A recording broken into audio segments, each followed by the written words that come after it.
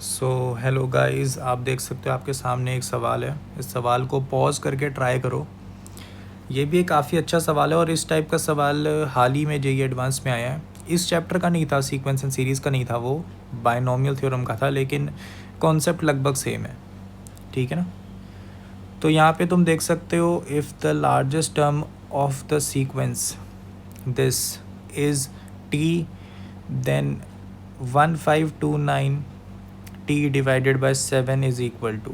बहुत ही straight forward सवाल है, लेकिन लार्जेस्ट टर्म कैसे निकालें, है ना। ये मैंने वीडियो में नहीं बताया था, है ना। तो एक्चुअल में क्या है ना, क्योंकि इसमें आप दिमाग लगा सकते हो। लॉजिक बड़ा सिंपल है। जैसे मान लो T1 है, T2 है, T3 है, ऐसे टर्म्स हैं लिखी हुई सीक्वेंस की। कहीं बीच में TR-1 है, कहीं बीच में TR है, फिर TR+1 है, और ऐसे ही डॉट डॉट डॉट लास्ट में TN है। ऐसी कोई सीक्वेंस है।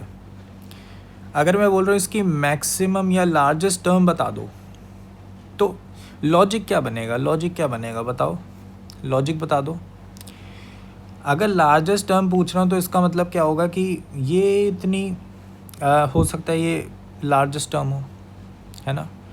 ये वाली टर्म से बड़ी हो, या ऐसे करके हर एक टर्म जो है उसको चेक करना पड़ेगा, है ना। और ये काफ़ी लंबा मेथड है, लेकिन इधर ही तुम अगर लॉजिक ढूंढोगे ना, तुम्हें पता लगेगा कि सबसे पहले तो तुम ये देख सकते हो कि यार क्या पता T1 जो है वही मैक्सिमम हो, या हो सकता है TN जो है वही मैक्सिमम हो। ठीक है ना। कभी कभार ऐसा भी हो सकता है कि एंड पॉइंट्स जो हैं वो ही मैक्सिमम हो जाएं। तो आपको इनका ख्याल रखना है कि क्या पता पहली टर्म ही सबसे ज़्यादा बड़ी हो, उसके बाद जैसे जैसे R बढ़ रहा है वैसे वैसे टर्म्स छोटी होती जा रही हैं।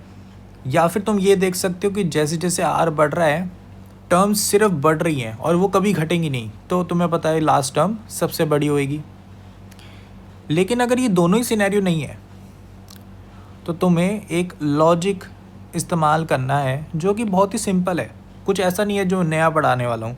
क्या है ना, मान लो ये सबसे लार्जेस्ट टर्म है, ये सबसे लार्जेस्ट टर्म है,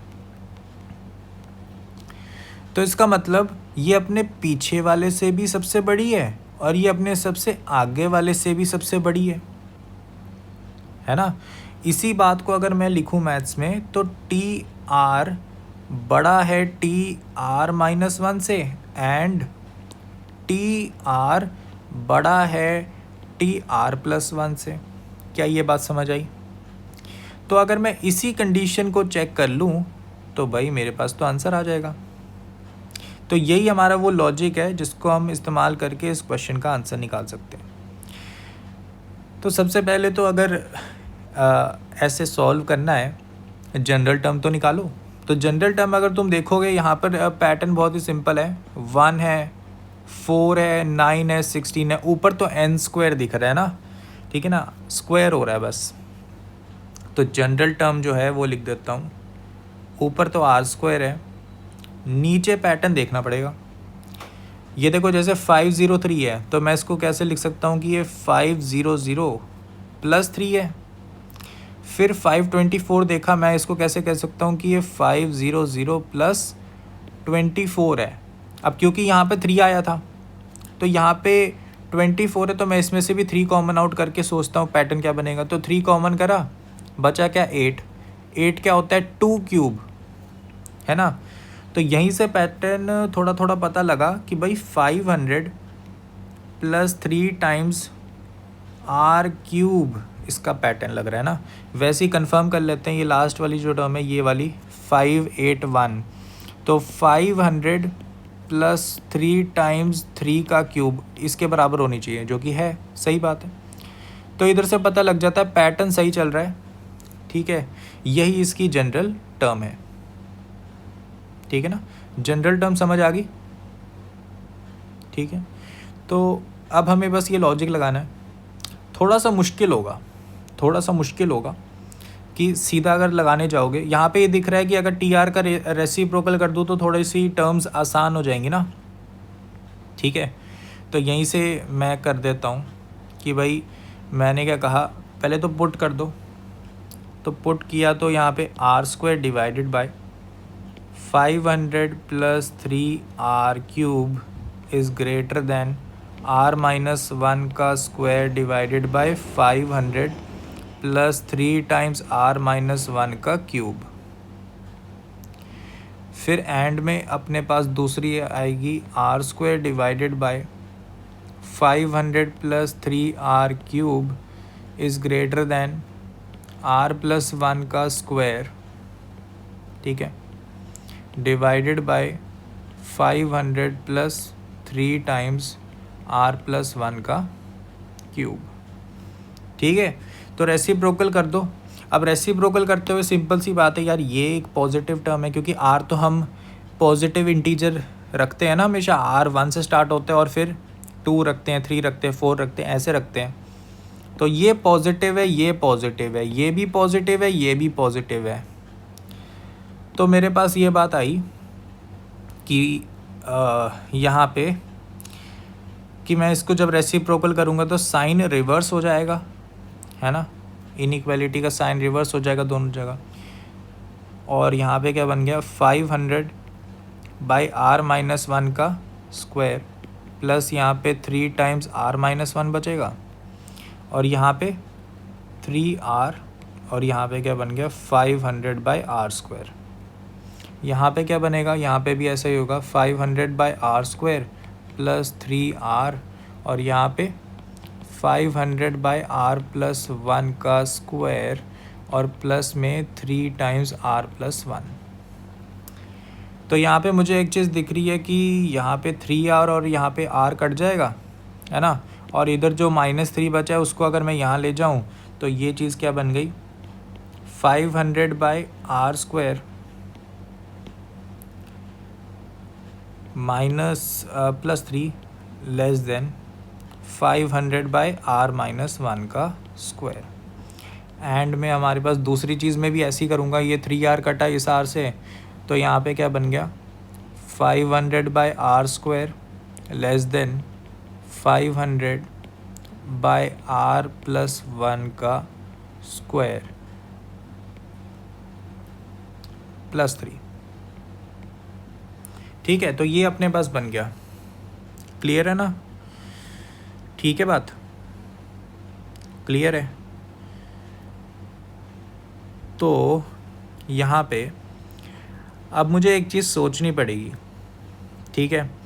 अब क्या है ना, देखो तुम्हारे दिमाग में ये चल रहा होगा कि यार सीधा मल्टीप्लाई करें, है ना, सीधा मल्टीप्लाई करें, क्रॉस मल्टीप्लाई करें, सॉल्व कर लें, ठीक है, क्लियर है। तो यहाँ पे करा जा सकता है, ठीक है ना, क्योंकि मुझे पता है यहाँ पे r² जो है पॉजिटिव है, ये भी पॉजिटिव है, तो दोनों को क्रॉस मल्टीप्लाई किया जा सकता है। यहाँ पे भी यही सीन है। एक चीज़ मैं नोट कराना चाहता हूँ यहाँ पे जो कि बहुत ही इम्पॉर्टेंट है, इसको ध्यान से देखो। r की वैल्यू यहाँ पे 2 से स्टार्ट होगी सबसे पहली बात, क्योंकि मैंने पहले ही शुरुआत में बोला था कि t r-1 को कंसीडर कर रहे हैं और ये जो चीज़ है एटलीस्ट 1 होनी चाहिए। तो r मेरा 2 से स्टार्ट होगा, ठीक है ना, क्योंकि t अगर 1 नहीं होना था लार्जेस्ट तो यार ये तो पहले ही पता लग जाता। तो मेरे पास यहाँ पे एक चीज़ है कि आप देख सकते हो r की वैल्यू मैं जैसे जैसे बढ़ाऊँगा ये डिनोमिनेटर बढ़ेगा और 500 में से ये पूरी वैल्यू छोटी होती जाएगी। और लेफ़्ट हैंड साइड जो है इसकी, इसमें क्या है, r की वैल्यू बढ़ रही है तो ये वाली चीज़ भी छोटी हो रही है, लेकिन ये जो 3 है ये तो कांस्टेंट पड़ा है। इसका मतलब r की वैल्यू 1 के लिए हो सकता है ये सेटिस्फाई कर जाए r = 2 के लिए, ठीक है, r = 2 के लिए हो सकता है ये सेटिस्फाई कर जाए। लेकिन r को जैसे जैसे मैं बढ़ाऊँगा एक वक्त आएगा जब ये इससे छोटा हो जाएगा, क्योंकि यहाँ पे कांस्टेंट पड़ा है। सिमिलरली राइट हैंड साइड वाली ये वाली जो चीज़ है इसमें भी यही खेल है कि r के बढ़ने पे कम हो रही है वैल्यू, तो एक वक्त आएगा कि ये वाली जो वैल्यू है ये इससे छोटी ही रह जाएगी। ठीक है, मतलब आर लेस देन के लिए ये सेटिस्फाई नहीं करेगा, लेकिन आर को जब बढ़ाते जाओगे बढ़ाते जाओगे बढ़ाते जाओगे तो एक वक्त पे ये सेटिस्फाई करेगी।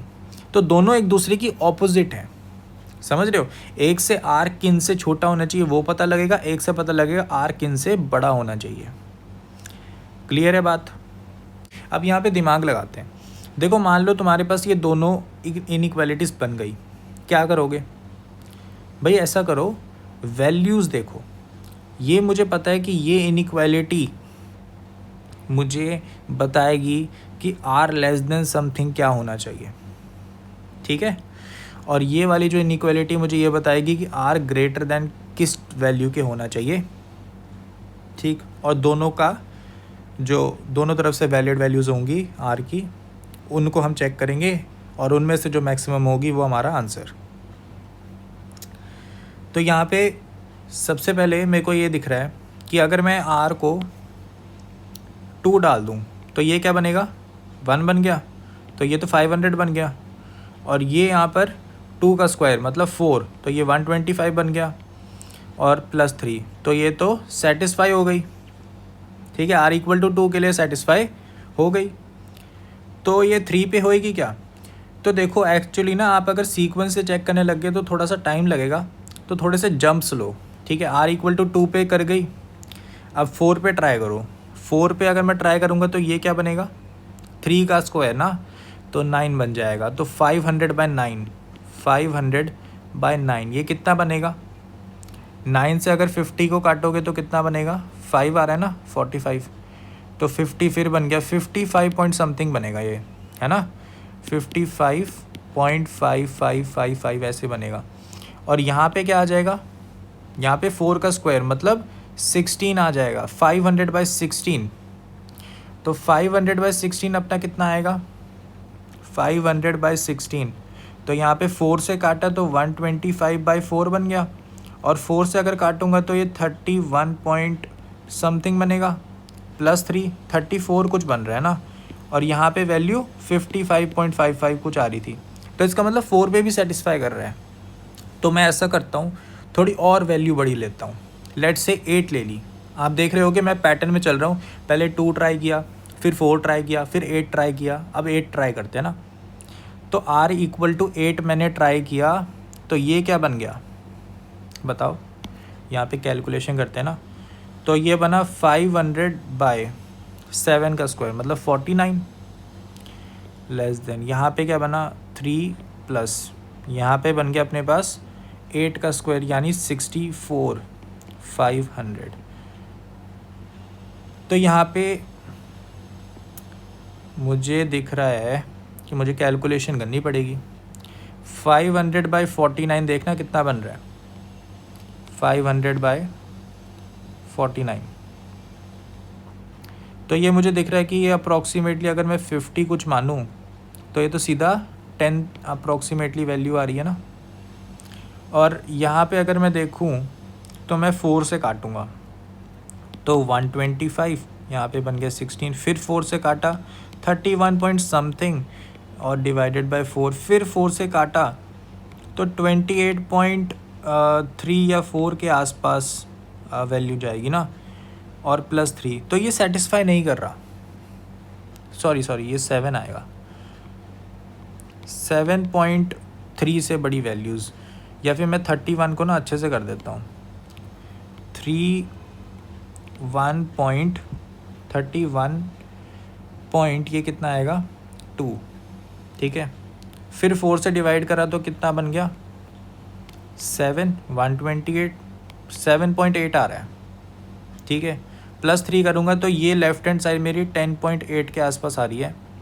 और ये जैसे कि तुम्हें पता है, इसको ज़रा अगर तुम करना भी चाहते हो ना तो इसको ज़रा कैलकुलेट कर लेते हैं, क्योंकि एक बार चेक करना ज़रूरी है। तो अगर मैंने इसको डिवाइड किया तो ये कैसे बनेगा, पहले तो 1 से हो गया 49 माइनस यहाँ पे 1 बचा 10 आ गया, फिर पॉइंट लग जाएगा, है ना।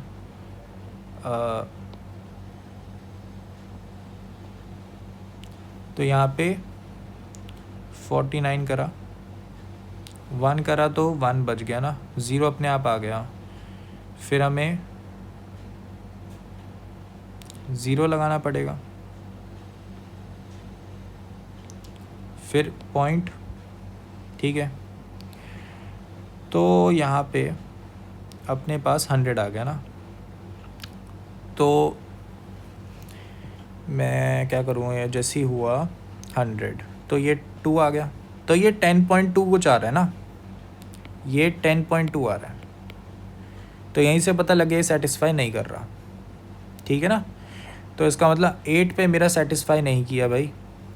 तो इसका मतलब मुझे 7 चेक करना चाहिए, क्या पता 7 पे सेटिस्फाई कर रहा हो, तो मेरे पास वैसे इनइक्वालिटी आ जाएगी। तो 7 पे तुमने चेक करा तो यहाँ पे बन गया 36,500 और यहाँ पे क्या बन गया 49,500। तो ये तो कितना बन रहा था 10.2 ना, और ये अपना 3 है, तो ये अपना 13.2 बन रहा है। और यहाँ पे क्या बनेगा, 4 का फैक्टर कैंसिल आउट करोगे 125, यहाँ पे बन गया 9 से डिवाइड करना 135 को अगर करना है तो अप्रॉक्सीमेटली 39.9 के आसपास आएगा ये। ठीक है ना, क्योंकि लगभग अगर मैं 4 रख दूँ तो 36 बनता है ना, 35 के आसपास ही है बिल्कुल ही।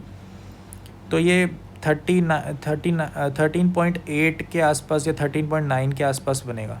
तो ये क्लियरली सेटिस्फाई कर रहा है। तो इधर से पता लगा r<8 के लिए हमारे पास ये इनइक्वालिटी सेटिस्फाई कर रही है। ठीक है ना, समझ गए कैसे करा मैंने। अब वैसे ही तुम दूसरी साइड वाली इनइक्वालिटी चेक कर लोगे। ठीक है, अब मेरे हिसाब से कर लोगे तुम लोग चेक। तो यहाँ पे अपने पास ये आ रहा है कि अगर तुम 6 डालोगे ना, तो इसको 6 पे ज़रा चेक करो। तो यहाँ पे 500/36 लेस देन यहाँ पे क्या आएगा 500/49 का स्क्वायर। ठीक है ना, ये 6 पे चेक हो रहा है, ये r=6 पे चेक हो रहा है, तो +3।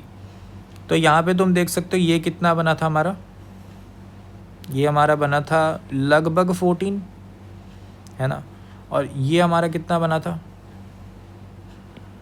ये हमारा बना था 10.2। ठीक है, इसमें 3 ऐड करा तो ये 13.2 बना था। तो r=6 मेरा सेटिस्फाई नहीं कर रहा। ठीक है, r=7 देखोगे। अच्छा, r=6 पे सेटिस्फाई नहीं कर रहा और मैं बोल रहा था कि ग्रेटर देन पे सेटिस्फाई करेगा, तो यार 7 पे तो ये सेटिस्फाई करना ही चाहिए। एक बार 7 पे चेक करना। तो 7 पे तुमने चेक करा 500/49, ये अपना 10.2 बना। यहाँ पे ये 64,500, तो ये अपना 7.8 बन रहा था ना।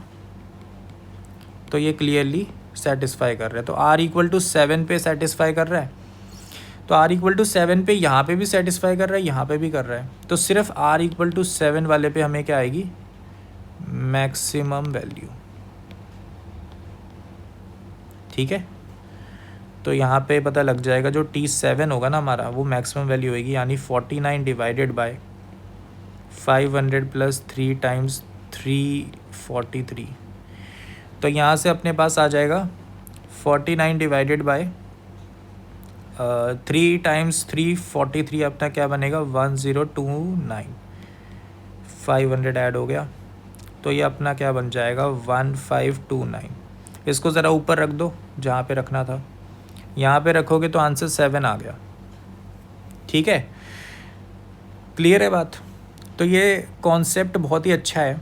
यहाँ पे मैंने तुम्हें अच्छे से बता दिया कि वैल्यूज़ कैसे चेक करनी है। ठीक है, कैसे चेक करनी है वैल्यूज़। एंड इसका जो एक और सोल्यूशन है वो डिफरेंशिएशन वाला है। ठीक है ना, इसको डिफरेंशिएट करके भी आप सॉल्व कर सकते हो। मैं दिखाता हूँ कैसे। तो हमारे पास जो जनरल टर्म थी वो थी n² डिवाइडेड बाय 500 + 3n³ है ना। लेट्स से ये जनरल टर्म थी।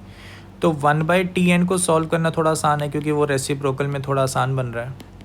तो ये अपने पास ये टर्म बन गई। इसको मैंने कोई फंक्शन ऑफ n मान लिया और मैंने इसको डिफ्रेंशिएट कर दिया, ठीक है। तो यहाँ पे मेरे पास आ जाएगा -1000 डिवाइडेड बाय n³ +3। अगर मैं इसके ज़ीरो के पास वाली वैल्यू देखूँ तो मुझे दिख रहा है कि n³ जो है मेरा 1000/3 आ रहा है, यानी n जो है मेरा अप्रॉक्सीमेटली 3 क्यूब रूट ऑफ 333.333 है ना।